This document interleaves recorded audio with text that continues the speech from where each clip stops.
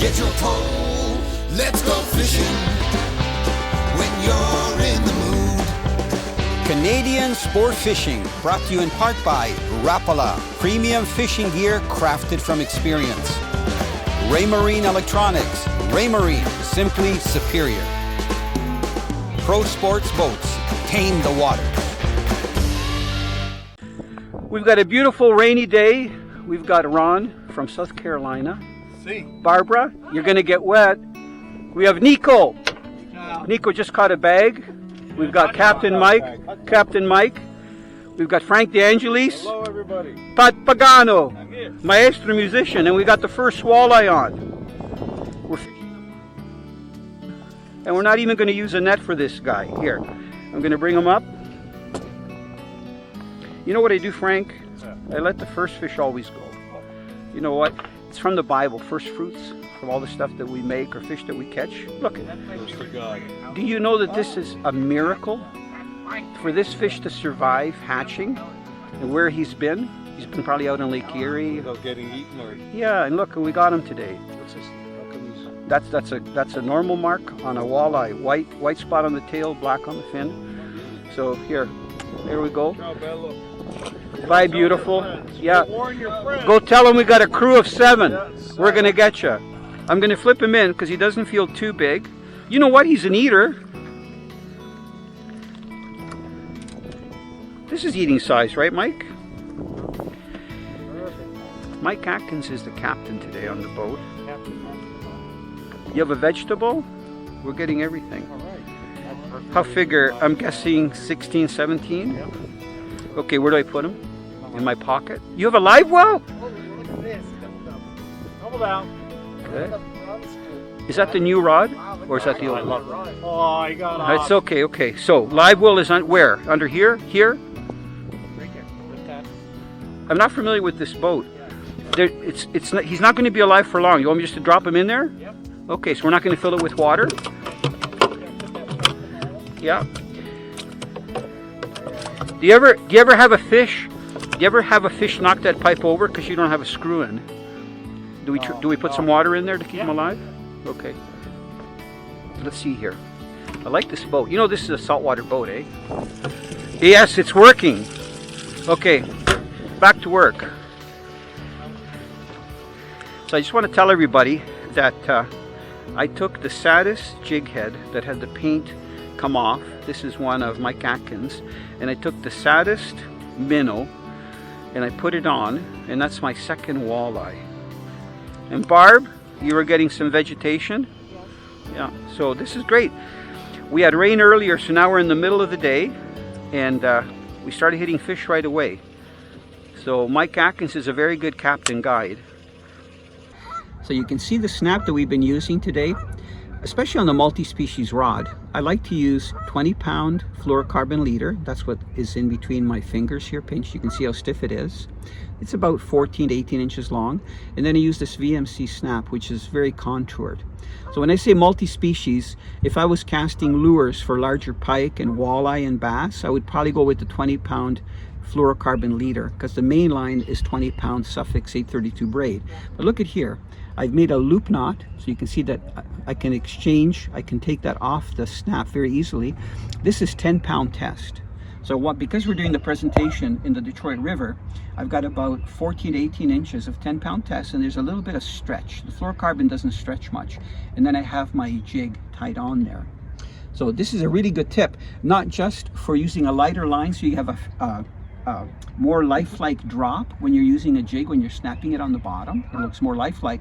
But also if you get hook up on the bottom and you're using a bismuth head, that's not lead, if you lose it, you only lose this 10-pound test, or sometimes it even breaks right at the jig. And here on the Detroit River, the current's very fast. So if you get hung up on bottom and your line is tied directly, like your braided line, to your jig, you can break your rod if your drag is too tight because there's a lot of torque. You can run out of line. People will actually get spooled, and then the whole line gets off the reel because they can't hold the line. Or if you try to grab the line, you can have your hands cut from the braid. I'm sure it's happened to some of you.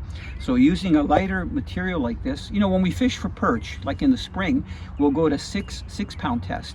but we still have 20-pound test up the line, the 20-pound braid, 20-pound fluorocarbon, snap, and then 6-pound test. Because the fish don't care what's up above. They just care what's in front of them. And when we're fishing for perch, we're using very light jigs, and we're doing a very gentle or finesse presentation. And you want a lighter line so that your small jig and plastic grub looks more natural to the fish. So it's great to have a multi-species rod and do the different leader weights and have the same main line with the snap, that you just have to change the leader every once in a while. Yes. No, I'm good. I'll probably flip it, and if it gets off, it gets off. He's a small guy. I'm going to let him go. Small walleye. Look at it. You can see the colors on these Detroit River walleye. Because the water is like a milky color, they really don't have a lot of yellow. Look at that beautiful walleye. He's going back. I'm going to drop back down there. Now, a lot of times when you fish the Detroit River, you got to use a stinger hook, but these fish seem to be hitting okay. You can see all the boats down below that are working the same water. So I'm using a white suffix line so that I can see the line when I'm jigging. So the key here in the Detroit River is to keep that jig close to the bottom. So my line goes slack. As soon as it goes slack, I give it a snap. And I'm using that just under 7 foot. It's a Revelation blank. This is one of the Backwoods custom rods matched with that 1.0 boom reel. It's working great. So my main line is 20-pound test suffix. Then I have 20-pound fluorocarbon. So this is the same rod that I use for casting for walleye and pike and even fish lake trout.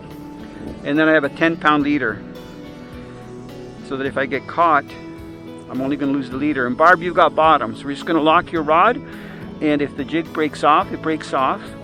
There. Okay, I'm going to tie another one on for you, Barb. Wow, that is a big goby. That's unbelievable. You think the walleyes are eating any of the gobies down there? I would hope so. Beautiful. You can get a couple fillets off them, right? What's your favorite way of cooking gobies? Goby? I'd have to say boiling with lemon. Nice catch. Okay, when do we get back to walleye fishing?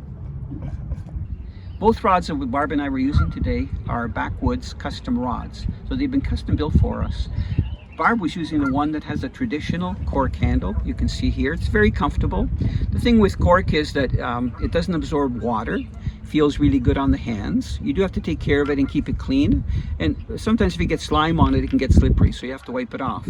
So you can see that this is a rain shadow blank, and it's a Revelation. It's 6'8" in length, and it's perfect for jigging. And we've got it loaded with 20-pound suffix braid, and then we have a leader attached to it. The rod that I was using is also a rain shadow Revelation blank. Let me just turn it here upside down for you. This is it here. It's also 6'8". You can see that the blank is a little bit thinner. This is called what I call a multi-species rod. And you can see that the foregrip and the back grip has this carbon material. And it's kind of like a braided carbon when they make it.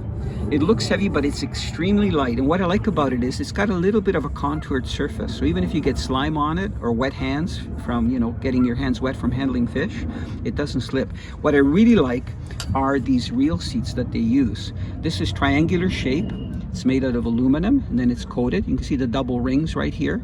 So it keeps the reel securely on there. And this particular one has a fighting butt. Barb's has an extended butt. So I like the fighting butt because you can lean it against your arm when you're fighting a fish, but it doesn't add any weight to it, and it still has sensitivity because this part of the fighting butt doesn't have the material over it. So both these rods are ideal for fishing when you're jig fishing in the Detroit River. Barbara, way to go. I'm going to get the net just in case we need it. And it's right here. You're doing great. Yeah, just in case. Ooh, nice one. Barbara! Barbara! You know what? These are perfect eating size. Well, I said that before. You were up! You did the right thing. Look. Sure. Here. You want to hold it? I'm going to get the jig out. You got to be very careful. You ready? Yep. Just underneath the gill plate. Yep. Yeah, just like that. Honey, you look pretty, and so does the fish. Thank you. Good job. Captain Mike, what's happening over here? I think I got a bite. I think. Oh, yeah. Nice Oh, one. yeah, net. Net. Do you need the net? You asked me that earlier. I like that rod bend. Oh yeah. One down. Good one. Drop him in the boat. Yay. Live well fish. Mike, when was the last time you were out? Probably about a few hours ago in the rain. No, I mean before that. Before that. Nice walleye. Beautiful fish. You know what? Busy. Some guys would complain that they're not getting bigger ones. This is perfect eating size. Great eater. I hate to tell you, Nico, but it's underneath your rear end there, the live well. You got to move. Okay, let's put him in there. See how the other guy's doing? He's doing okay. Yeah. Friends in wet places. That's like a Garth Brooks song, Mike.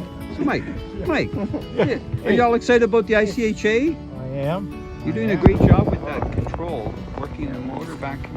The rod's working good, sensitive, good hook set. Water, look out, it's clear. Yeah. Oh my gosh. We got, look how hazy it is out because of the conditions. I think this is great. Is that from a wildfire smoke? You know, it could be from the fires in Hey, Western you're Canada. Right, you're right. Yeah. It probably is, yeah. Okay, I'd love to chat, but I'm going to get back to work. Okay, get back to it. One of the most popular jig combination here on the Detroit River, especially this time of the year, we're in June here for the ICHA Handy Capable Fishing Derby, is using a 5/8 ounce jig head with a 4.5 inch finesse fish. This one's made by Lunker City. You can see it's like a pearl brown back minnow color. It works really well because there's a lot of bait fish that are in the river. And the way you fish this, you let it drop down anywhere from, I'm going to say 18 feet to about 30 feet. And you jig it right on the bottom. So this works really well. The other lure that I like to use is a goby imitation, and I'm going to show it to you right here. Okay, so this is a goby imitation because when the water gets warmer, gobies become very active, and they're a very good source of food for the walleye. So look, even in this wind, how much action that tail has back and forth. Okay, so you can see that I'm using like a brown jig head, so it blends in with the top of the goby. You can see how wide this goby is. So the same thing is with this as is with the minnow, or even a plastic worm that they use earlier in the year. You drop it down to the bottom. It's very important that you keep your line vertical so that you know where the bottom is, because here in the Detroit River there's a pretty strong current. So you want to adjust the boat with the electric so that you're going at the speed of the current. So if your line is pretty vertical, you feel the bottom, you give it a little snap up. Feel the bottom, give it a little snap up. Drop your rod to down, feel the bottom, give it a little snap up. When you go to lift it up, you usually have a walleye on. So these plastic baits, you don't need to tip it with a worm or use real minnows. Using a plastic bait like this works really well, and especially the little fish, the finesse fish. Nico, what's up? How are you, sir? I like this because it's kind of like social fishing. Oh, it's You know, you can talk and socialize and catch fish. We took a break for lunch. I like that curve on the rod. Oh, it's a nice one. That one might be a net fish. Ooh, where's the net? Where's the net? Where's the net? Mike, get the net! I think I need a bigger boat. Okay, Nico, here you go. Thank you, sir. Show us how the pros do it. Let's see. Nice fish. Lightly hooked. You got him, baby. Yeah, let's bring. I like that. I like that. Like that net job? Yep. Beautiful hookup. Were you using a stinger? I was. I think he swallowed it. Oh no, he's on the stinger. I think the stingers what got him. Do stingers work? I like the stingers on the trigger. Look at that. I like the color. Emerald shiner. Yeah, I like it. That's a nice sized fish. We do a nice pan of it. It's interesting how they're so light color, eh? They take on the color of the water. They change day to day. You're doing okay. I see you trying to get that hook out. That went right in the roof. But we have In the bone. You're okay. Pull it out. Get it out. There you go. Yeah, hold him up. Here. Hold him sideways so I can see him. Yeah, let's see your face. Good fish. Good size. Well done. 22, 23, right? Yep. Perfect eating size. Okay, let's get him in the live well. Let's get him swimming. I love to fish. And if you're enjoying our videos, our TV shows and tips, I would encourage you to subscribe to our channel, like what you see, and share it with people that you think would benefit. Plus, you'll also get updates if you subscribe so that you see every time I list a new video.